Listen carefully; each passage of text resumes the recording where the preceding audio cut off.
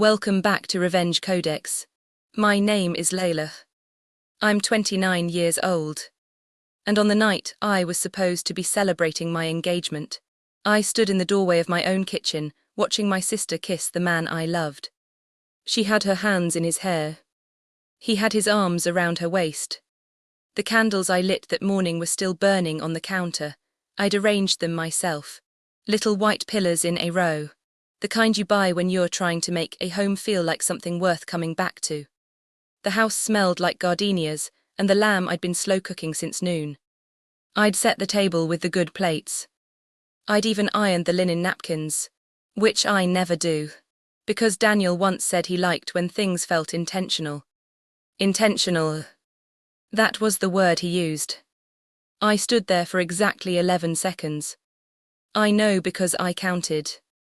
Not because I was in shock, though some part of me probably was, but because I wanted to remember exactly how long it took for my entire understanding of two people to collapse into something I didn't have a word for yet. 11 seconds. Then I stepped back into the hallway, walked to the front door, opened it quietly, and left. What they didn't know was that I had been ready for this moment for 4 months. Before I tell you what happened next, I want to ask you something honest. Have you ever been the person in the room that everyone treats like furniture? Not with cruelty. Exactly. Just with a casual, thoughtless kind of dismissal, the way you don't think about the chair you sit on every day until it finally breaks. If you know what that feels like, then you already understand the beginning of this story. And if you're watching from somewhere far away, wondering how a woman ends up standing outside her own front door, with 11 seconds burned into her memory like a brand, stay with me. Because this is not a story about betrayal. This is a story about what happens after. Let me go back. My name, as I said, is Layla. I grew up the second daughter in a family that worshipped firsts. First in grades, first in beauty, first in the room, first to be noticed. My sister Nadia was born 3 years before me, and she arrived in the world like she'd read the script in advance. She was magnetic in the way that certain people simply are, not because of anything specific they do, but because of how a room reorganizes itself around them when they walk inches. She had my mother's cheekbones and my father's laugh, and a kind of luminous confidence that I spent most of my childhood assuming was something people were either born with or weren't. I wasn't born with it. Or if I was, it got quiet early. I was the daughter who read.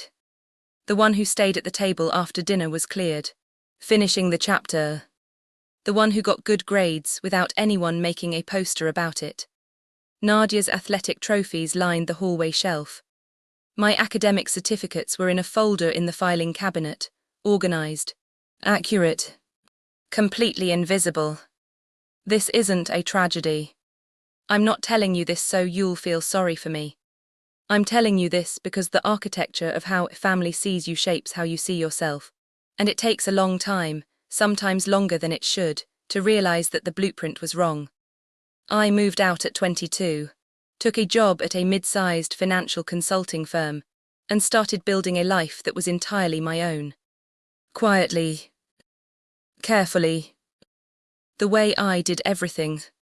I met Daniel 3 years later at a work conference.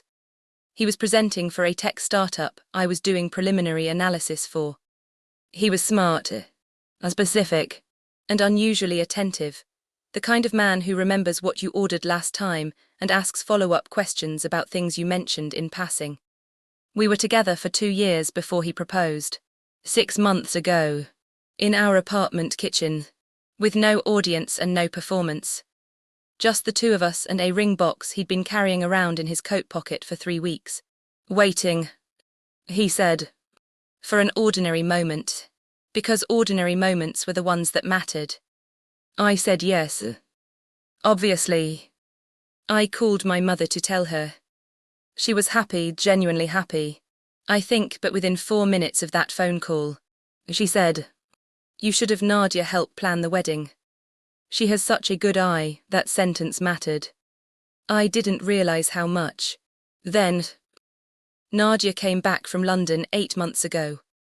She'd been living there for 2 years with someone who turned out to be, in her words, emotionally unavailable, which in practical terms meant he was engaged to someone else the entire time. She came home a little dinged up, a little quieter than usual, which for Nadia meant she was merely louder than most other people, instead of impossible to ignore. She moved back into my parents' house. She started coming around our apartment more. Daniel liked her immediately. Most people did. She was good company, funny, irreverent, curious about everything. She had opinions about wine and strong feelings about architecture, and the kind of laugh that made you feel like you'd said something genuinely clever, even if you hadn't. I watched this and felt nothing alarming. That's the part I've had to sit with. I didn't feel a warning. I felt, if anything, a mild pleasure, the way you feel when 2 people you care about get along. I thought, good. This is good. I didn't see it. I want to be honest about that. But I started feeling things. Small things, the kind that don't have names yet when they first appear. Daniel became slightly distracted in the weeks after Nadia arrived. Not absent, he was still present. Still kind. Still the man who left coffee on my side of the counter every morning. But something in him had shifted orientation the way a compass shifts when you carry it near something magnetic. I noticed it and I filed it, and I told myself I was being insecure. I was not being insecure. The first specific thing I noticed was a text. I wasn't snooping, I want to be very clear about that, because the way I learned things matters to me. His phone was on the counter, screen up, and a message came through from Nadia while I was standing 2 feet away. I didn't read it deliberately. But I caught 4 words. You always understand me. I set down my coffee cup. I finished getting ready for work. I didn't say anything. That was the beginning of the observing.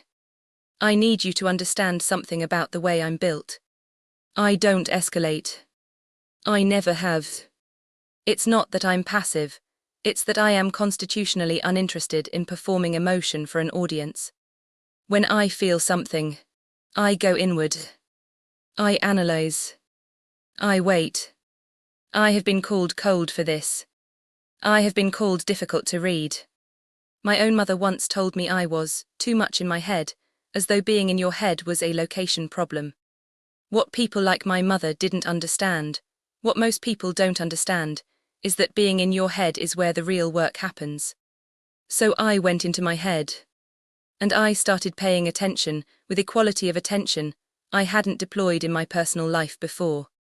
I brought the same rigor I used at work, the same methodical, evidence-based, emotionally neutral clarity, and I turned it toward the situation in my own home.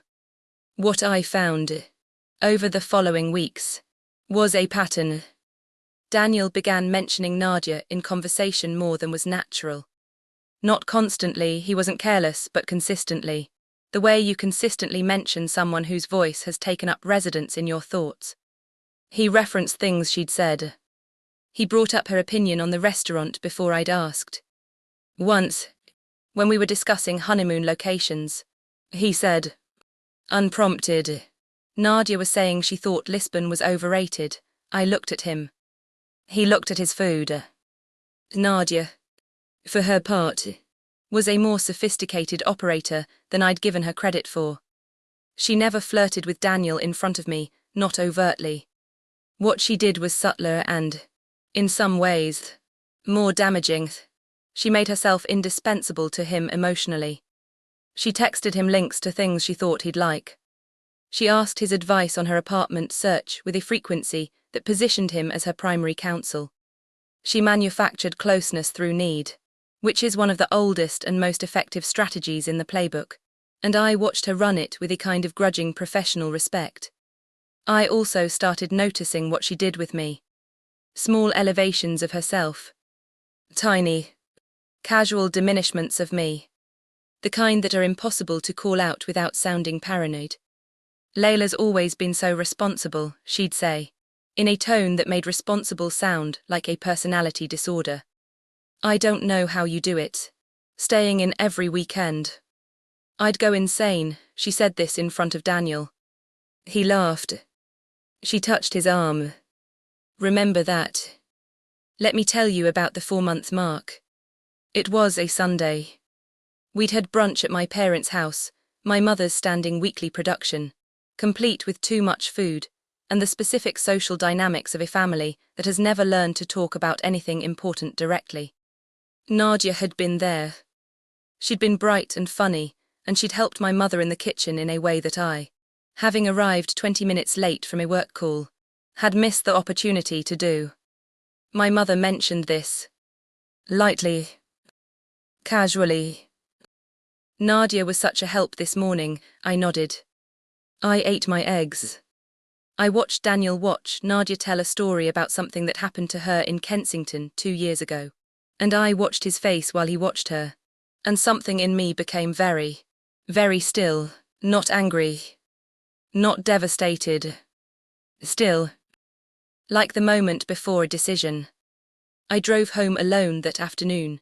Daniel had stayed behind to help my father with something, and I sat in our apartment for 2 hours without turning on any lights. I thought about the ring on my finger. I thought about the candles I'd bought that were still in a bag in the closet. I thought about the phrase "ordinary moments are the ones that matter," and what it meant that I could feel, with a clarity that was almost scientific, that the ordinary moments were realigning themselves around someone else. And here is what I decided. Sitting in the dark in my own living room, I was not going to react. I was not going to confront. I was not going to perform pain for people who would use it as confirmation of their narrative about me, that I was the difficult one, the rigid one, the responsible one who had somehow failed to keep what she had. I was going to wait. And I was going to prepare. And when the moment came, and I knew it would come, because people who are doing what Daniel and Nadia were doing always accelerate toward a moment of revelation. They can't help it. Momentum is physics. I was going to be ready. I stopped reacting and started observing. And that, if you are looking for the turning point, is it. The preparation phase is the part that people never see. They see the beginning, the wound, and they see the ending, the reversal, and they assume the space between them was just pain. Just waiting. Just survival. It wasn't. I want to walk you through what those 4 months actually looked like, because the details matter. The first thing I did was separate my finances. Daniel and I had a joint account we'd opened 6 months prior, for wedding expenses. The bulk of my money had always been in my personal accounts. I was meticulous about this, not out of distrust but out of a lifelong preference for clarity, and I was grateful now for that instinct. I moved nothing from the joint account, because I wasn't going to take what wasn't mine. But I audited everything. I know exactly what is in every account, every investment, every asset. I know what is shared and what is mine. I built a clean, complete picture. I also, during this period, spoke to a lawyer. A woman named Priya who came recommended through a colleague, who I met for coffee and paid a consultation fee, and who answered my questions in a calm and practical way. I wasn't planning litigation. I was planning information. There is a difference, and the difference is power. The second thing I did was at work. I had been, for the past 18 months, in informal discussions with my firm's senior partners about a significant step up in my role. The conversations had been positive but vague, the kind of vague that happens when institutions are interested but not yet moved to commitment. I had been patient about this, in the way I was patient about most things, which is to say I had been perhaps too patient. I stopped being patient. I requested a formal meeting. I presented a detailed case for my promotion, quantified, documented, comparative. I had outcomes. I had data. I had a competing offer I'd quietly solicited from another firm 6 weeks prior, not because I planned to take it, but because I understood that interest is the only language institutions reliably speak. The meeting lasted 40 minutes. I walked out of it with a title change, a 31% salary increase, and a formal letter that I folded and placed in the filing cabinet next to my old academic certificates. The third thing I did was document. Not because I planned to use it as a weapon, though I kept that option available, but because I wanted the truth to exist somewhere permanent. Somewhere that wasn't just my memory. Memories are contestable. Documentation is not. I saved text messages. I kept a dated private journal with specific incidents, specific words, specific observations. I took no pleasure in this. It was simply what the situation required. And the fourth thing I did, and this is the one that required the most patience, was continue. I continued making dinner. I continued planning the wedding in a way that appeared normal. I continued showing up to my parents' house on Sundays. I continued being a good partner, a present sister, a steady and predictable fixture in everyone's life. I did this not out of denial and not out of weakness. I did it because the worst thing I could have done, the thing that would have cost me everything, was to show my hand before the board was set. No one knew. Not a single person. That is, perhaps, my greatest accomplishment of those 4 months. Nadia's apartment search resolved itself in early October. She found a place, a small one-bedroom in a neighborhood closer to the city center, and she had a small gathering to celebrate. The kind of casual evening that feels accidental, but is actually orchestrated. Wine and cheese and people sitting on boxes because the furniture hadn't arrived yet, which gave everything a bohemian air that Nadia wore well. I went. Daniel went. My parents went. The evening was fine. It was actually almost pleasant. The way that evenings are when you have stopped being surprised by anything and can therefore simply observe. I ate good cheese. I talked to people I liked. I watched Nadia and Daniel have a conversation in the kitchen for 12 minutes, with the door mostly closed. And I noted the time. And I ate more cheese. My mother found me later, near the window, and she looked at me in the particular way she has when she is about to say something she believes is helpful. "You're quiet tonight," she said. "I'm fine," I said. "Nadia seems really happy here." "It's good to have her back, it is," I said. And I meant it, in the specific way that you can mean a true thing, while also understanding that truth is not the whole of the story. My mother patted my hand and went to find my father. I watched the city lights outside the window and I thought, 2 more months. November arrived in the way that November does, all grey sky and early dark. The season that suits itself to either misery or intention. I chose intention. The wedding was scheduled for the following April. We had a venue, a caterer, and a dress that was being fitted in stages, a beautiful thing. Ivory with simple lines, the kind of dress that doesn't perform but simply is. I had paid for it myself, in full, on purpose. Daniel was distracted in November. More than before. I started noticing that he was protective of his phone, in a way that had not previously been his habit. Small adjustments, phone face down, screen dimmed faster than necessary, the slight pause before answering calls when I was in the room. I noticed all of this with the same neutral attention I'd been cultivating for months, and I added it to the picture. I also, during this period, had a conversation with my cousin Riem, who lived in the city and had no connection to any of this. Riem is one of those people who loves me in a completely uncomplicated way, who has always seen me clearly without the lens of family mythology. I did not tell her everything. I told her enough. That I was going through something difficult, that I needed someone to know, that I was handling it but I needed a witness. She looked at me across the table in the restaurant we always go to, and she said, "What do you need from me? That is all I needed. Someone to know. Evidence that I was real and that this was real, and that I wasn't composing my own story in the dark alone. Just know," I said. She nodded. We ate our food. She didn't push. And I loved her for it. December came, and with it, their engagement party. This was my mother's idea, or rather, my mother's production, which she had been building toward since the moment I'd gotten engaged, because my mother processes love through events. She had booked a private room at a restaurant she'd been waiting for an occasion to use, and she had invited 43 people, and she had ordered flowers and arranged tables, and selected a menu with the kind of effort that I genuinely appreciated, even as I understood that the event was partly for her. I want to describe that evening carefully, because every detail of it matters. The room was warm and low-lit, decorated with the cream and gold that my mother associated with elegance. 43 people who loved us, or knew us, or were related to us in the various configurations of a large and interconnected family.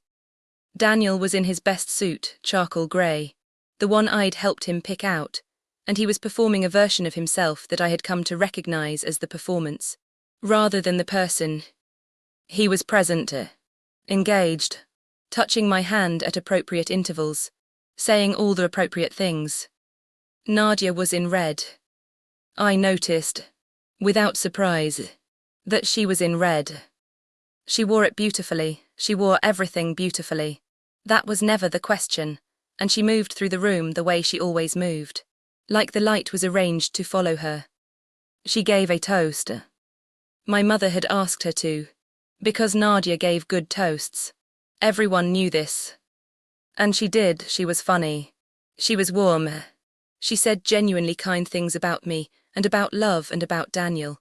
And there was a moment in the middle of it where she looked at him across the room, and something passed between them that I don't think anyone else in the room saw. But I saw it. I raised my glass when she finished. I smiled.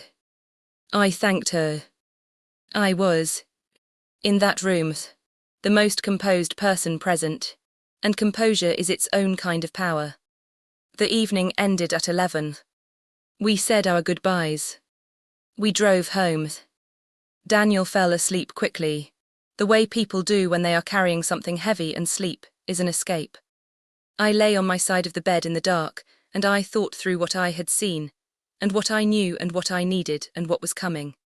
2 more months, I thought. I was slightly off.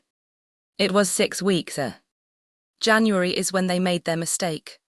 The mistake that people in situations like this always eventually make. They accelerated. They had been careful, and careful had started to feel like deprivation, and deprivation has a way of overriding caution. They started texting more, meeting more. Nadia was at our apartment twice that month on occasions that felt, in retrospect, engineered reasons to be present that were plausible but not quite necessary. And then there was a weekend in mid-January when I was supposed to be at a work conference out of town. I had registered for the conference. I had told Daniel the dates. I had packed a bag. And then, the evening before I was meant to leave, I had a quiet, private change of plans. I arranged to work remotely that week instead, told my team, and said nothing at home. I drove to a hotel 5 minutes from our apartment. I checked inches. I had a very good dinner alone at the hotel restaurant, worked from my laptop, slept better than I had in months. The next evening, I drove back to our apartment. I had a key, obviously. It was my home. I opened the front door, and I stood in the hallway and I looked at the kitchen, where the candles were burning. 11 seconds. Then I left. I want to be honest about what those hours felt like. I drove back to the hotel. I sat in the parking lot for a while. There was a coldness in me that I recognized not as numbness, but as clarity. The specific clarity that arrives when you finally stop hoping that the thing you feared isn't real. It's not a pleasant feeling, but it is a clean one. I went up to my room. I ordered tea from room service. I opened my laptop and I looked at what I had. The documentation, the dates, the photographs of texts I'd quietly backed up, The financial separation I'd completed months ago, the promotion letter in my filing cabinet at home, the conversation with Priya, the lawyer that had armed me with everything I needed to understand my own position. I called Riem. It was 11 at night. She answered immediately. It happened, I said. She didn't ask what. She already knew it was coming. What do you need, she said. A witness, I said. Tomorrow I'll be there, she said. We hung up. I drank my tea. I thought about what tomorrow would look like. And I thought about April. And I thought about the ivory dress. And I thought about what I was and was not willing to carry forward into the rest of my life. I thought about the filing cabinet. I thought about the promotion letter. I thought about the joint account and the wedding deposits and the 43 people at their engagement party. And I thought about Nadia in red, and the thing that passed between them in the middle of her toast. Remember that, I thought. This matters. The next morning, I went home. Daniel was there, Nadia was not, which told me the timeline of the previous evening in enough detail. He was in the kitchen with coffee, and when he heard the door he turned, and the expression on his face was a landscape of rapid calculations. How long I'd been outside, what I might have seen, whether the candles were still out, how far back the pretense needed to reach. I watched all of this travel across him in about 2 seconds. I came back early, I said. The first day was enough for what I needed, this was true. Technically, I had gotten what I needed from this situation. Just not from the conference. He relaxed. Not completely. Something in him was still running background calculations, but enough to resume a version of normal. He poured me coffee. We talked about nothing. I was present and warm and entirely settled in myself, and if he found anything strange in my composure, he attributed it, I think, to my general disposition. He didn't know that I had already started the clock.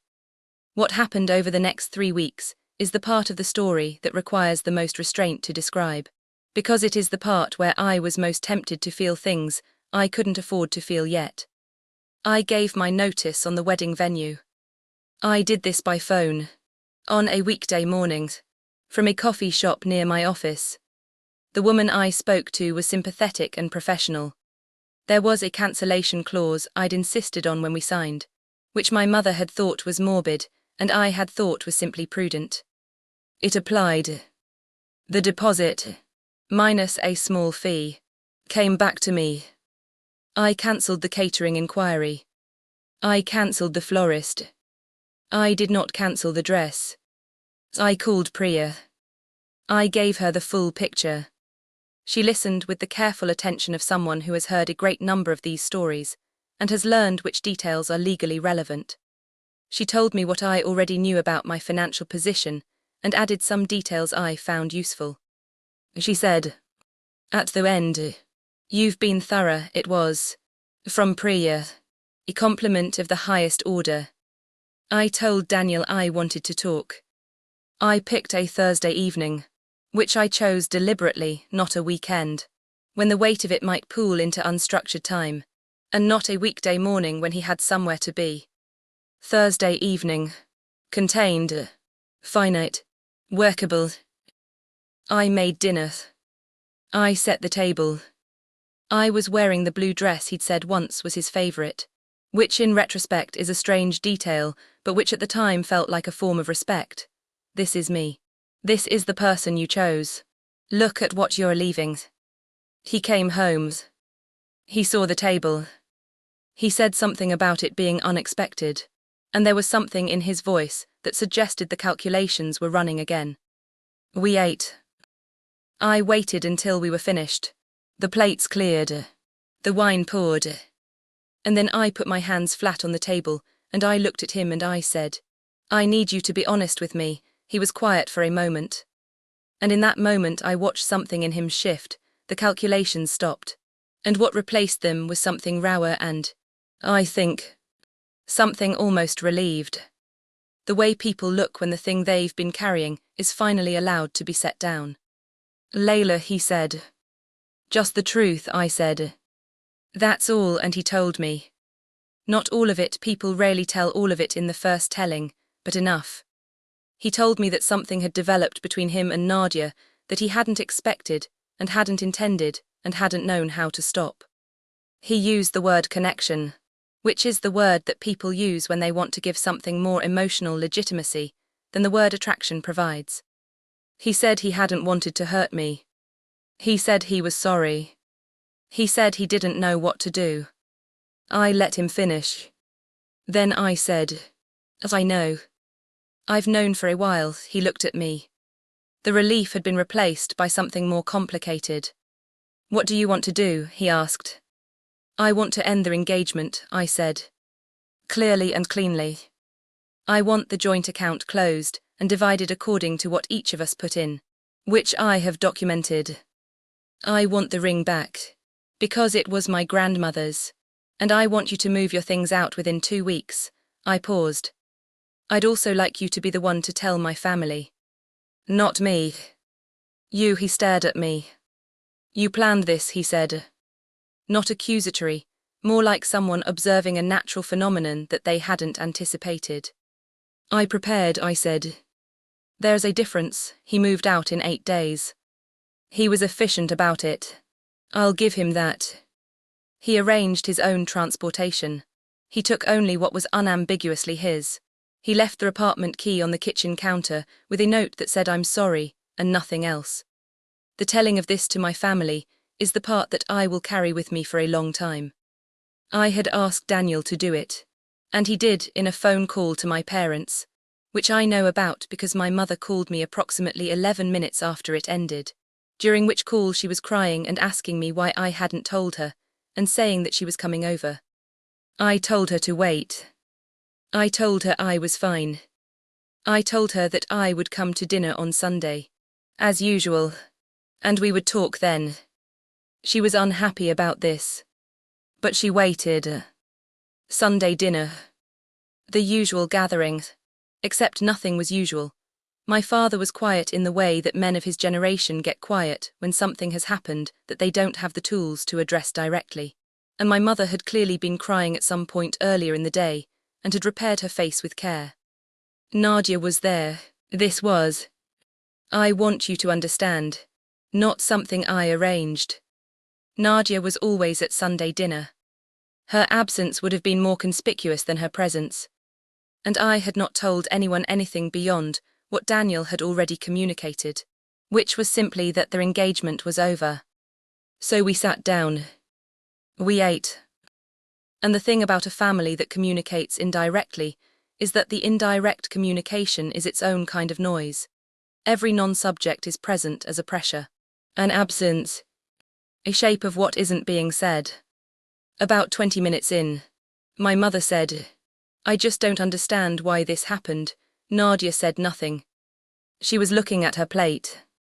"I'm not sure all of it needs to be explained at the table," I said. "I'm your mother," she said. "I have a right to understand." I looked at Nadia. Nadia looked up. And for a long moment, across the dinner table of our parents' house, we looked at each other. I was perfectly calm. I was, perhaps, the calmest I had ever been in my life. "Nadia," I said, very gently.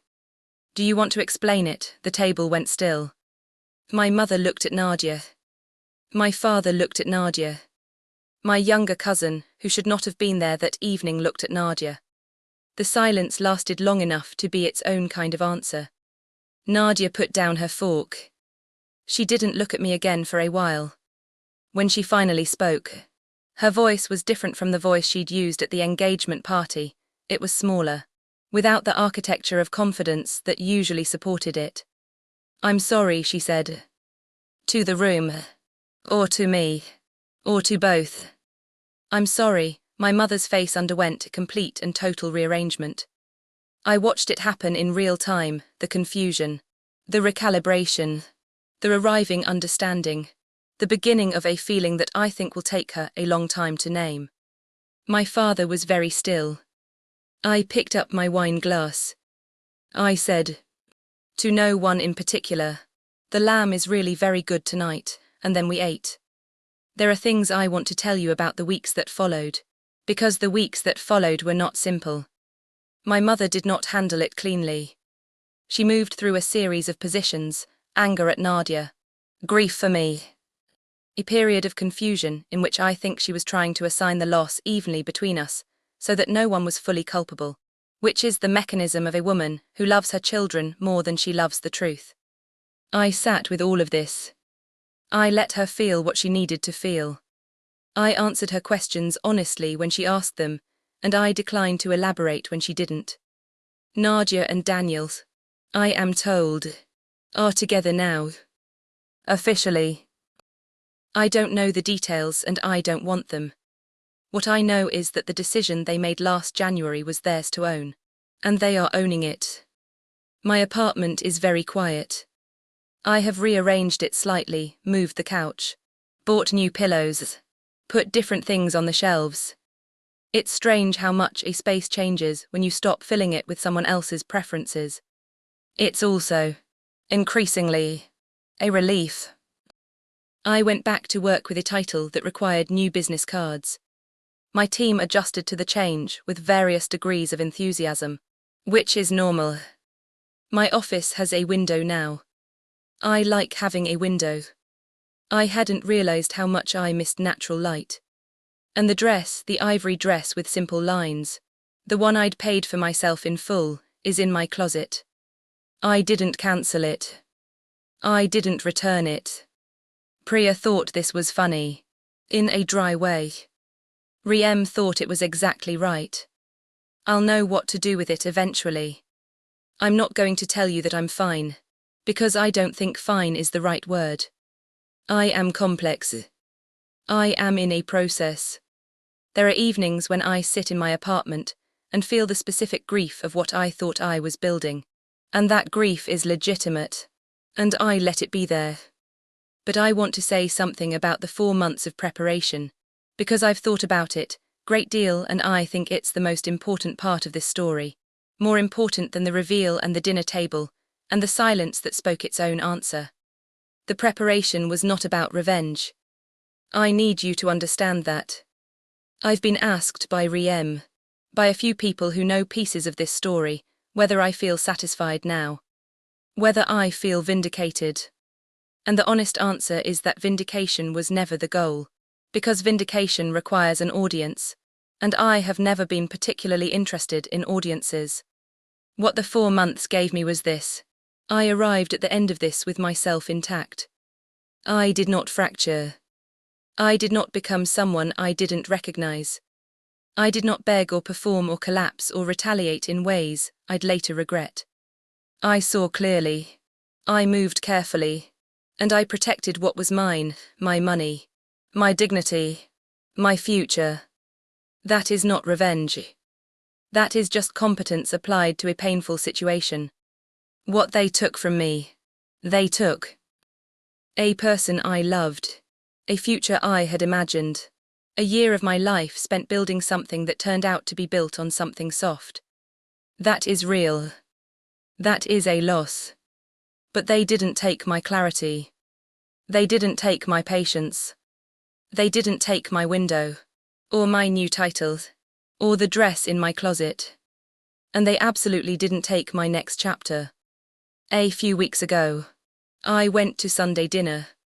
My mother had made lamb, the same recipe, which she makes often because we all love it. Nadia wasn't there. This was not discussed, and I didn't raise it. My father told a long and wandering story about something that happened at his office. My cousin was on her phone. My mother kept reaching across the table to touch my hand. After dinner, I helped her clear the plates. We were alone in the kitchen for a few minutes, and she stopped with a stack of dishes and looked at me in the way that she has when she doesn't have the words ready. I think I didn't always see you properly, she said. I think I thought because you always seemed fine. I know, I said. I should have looked more carefully. I took the dishes from her. I set them in the sink. I turned the water on and I said, "You can look more carefully now." She put her arm around me from behind. We stood at the sink together for a moment. And it was an ordinary moment. And it mattered. There is one more thing. Last week, I received a message from a number I didn't recognize. It took me a moment to place it, and then I realized it was from a woman named Sarah, a friend of Nadia's who I had met twice at various gatherings, who had always been friendly, and who I had always liked without particularly thinking about. The message said, "I heard what happened. I just wanted to say, you handled that with more grace than most people could have. I don't know if that matters, but I wanted you to know someone saw." I read it twice. Then I put my phone down and I sat with it for a minute. It mattered. Not because I needed the validation, I've learned, over these months, not to need the validation, but because it is a good thing, occasionally, to be seen. I wrote back, "Thank you. It does matter." And then I went back to work, because there was work to do, and I was good at it. And the window in my new office was full of the particular light that arrives in early spring, tentative at first, then a little warmer, then warmer still. The kind of light that doesn't announce itself, just arrives, and stays, and changes everything gradually, the way that good things tend to do. My name is Layla. I am 29 years old, and I am only just getting started.